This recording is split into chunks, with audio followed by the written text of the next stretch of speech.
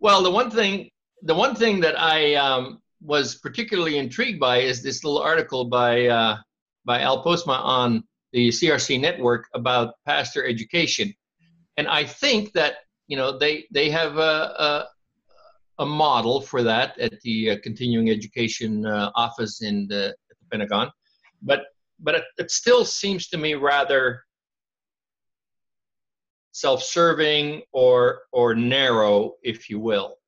And so I wonder if there isn't a way that we can encourage that office actually to expose pastors to the kind of thing that we're doing, and thereby giving them the opportunity to experiment with it themselves, whether to start a local meetup group or something. What that would do is it would actually force them, not so much academically, but in practice, to broaden their horizons in interacting with people from a wide variety of backgrounds who bring a whole new set of questions to the table, which I think will enrich their professional life as pastors. Oh, I agree. What do you think of that?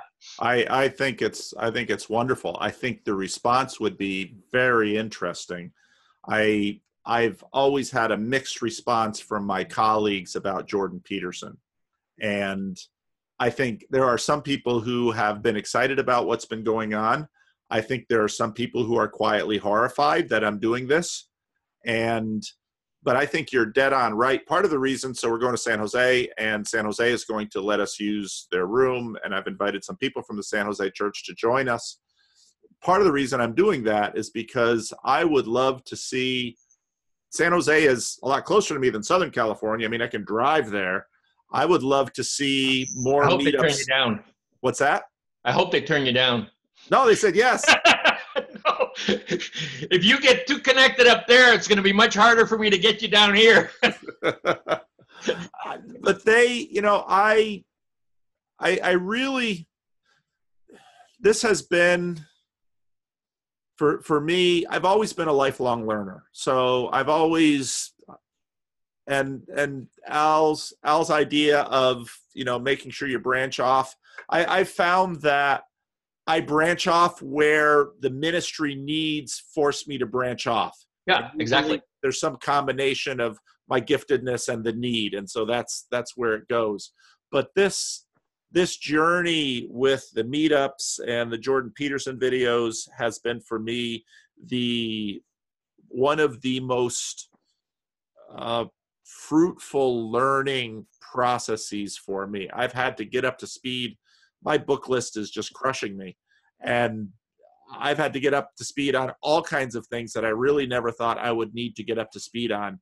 And then the more real live people come into my sphere for which I am a pastor, whether they are in Australia or Europe or Sacramento or someplace in the US and Canada, that just again stretches me to, and so this has been by far the best ongoing educational experience of my pastorate. And I think you're exactly right. A question would be if others could, well, there's willingness.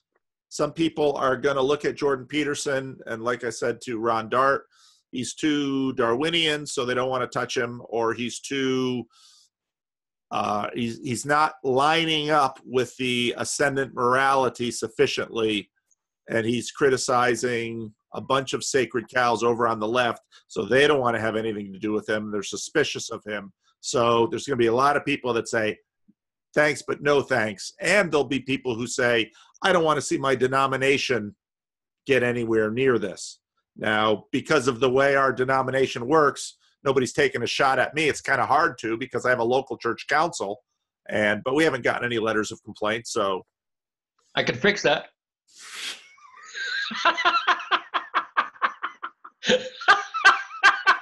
They know who you are. In other words, I cannot fix that.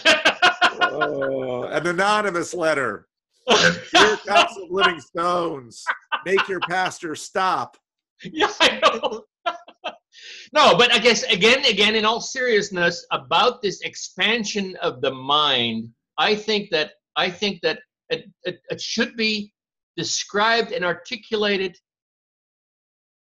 from that angle of pastoral education, not so much as a following of Jordan Peterson, but a engaging with a totally different audience in whatever manner or fashion, whether it is that you start a meetup group of citizens of your hometown who have issues, Right. you know, with Right. the in other words, I'm not so much saying that it has to be sharply focused on Jordan Peterson, but why not start your own commentary channel on somebody that intrigues you? Yeah. Yeah. Or why not start a meetup group that is not made up of people of your church? Yeah. I think Yeah. that those two little techniques would rapidly expand a pastor's sphere of influence and his theological horizons to the point that, or ministry horizons, to the point that maybe it would actually bear fruit in that sense, in the same way that you talk about how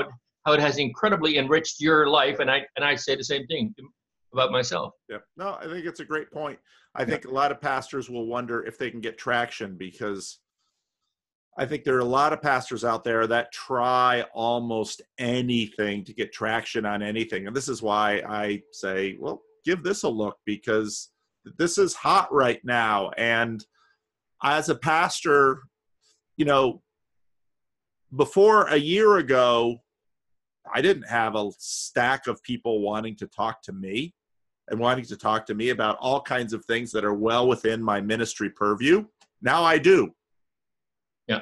To me, it's like, come on, guys, this is a no-brainer, but no, it's no brainer for me. No, and also I got a Christmas present from my daughter, but it was a result of a conversation we'd had earlier. She works for a nonprofit, and she recognizes clearly that one of her strengths is collaboration with other nonprofits, where you leverage each other's resources and expertise to bring about combined results. Yep. And so she says to me, John, I mean, actually she said, Dad, she says, Dad, I own a nonprofit. I actually am the executive director of a nonprofit, which is almost defunct. And she said to me, Dad, why don't you use your nonprofit to embark on whatever interests you and go find other nonprofits that are in a similar ballpark and go to their meetings and their gatherings and their collaborative efforts, because sooner or later you'll be able to find something that you can hang your hat on and go along with and participate in, and vice versa. There may be people who catch your vision and who want to contribute to whatever it is that you're doing, and that's how the whole synthesis thing starts to happen. That's why I think what you said earlier about the leverage, no, that's not what you said. What did you say? You said there are traction. Yeah, there are people who feel they can't get any traction on their own. I am a personal testimony to the fact that simply using your influence online through your YouTube video channel put my meetup groups on the map. Yeah. And I don't know how much more clearly than that I can say it. I don't think that, I mean, I've been trying for months on my own to make something happen and nothing happened. Yeah. So then you're dealing with a lack of traction. Yeah. And you show up and you make a few comments and you say, hey, people, this is what John is doing and I'm going to help him and I'm going to be there. And you show up and the whole room is full of people. I mean, what happened there? And I've been offering to do this for others too. Have you mentioned your example with me to them? I have in my email. You don't really want to mention my name in those circles. Forget it. Talked to Bill Viss yesterday. I'm recording this, so be careful what you say. Yeah, we had a good conversation. It was very nice. Bill's a mutual friend of both of ours, so yeah. Hey, and the other thing that I wanted to talk to you, so if you want to disconnect and reconnect, is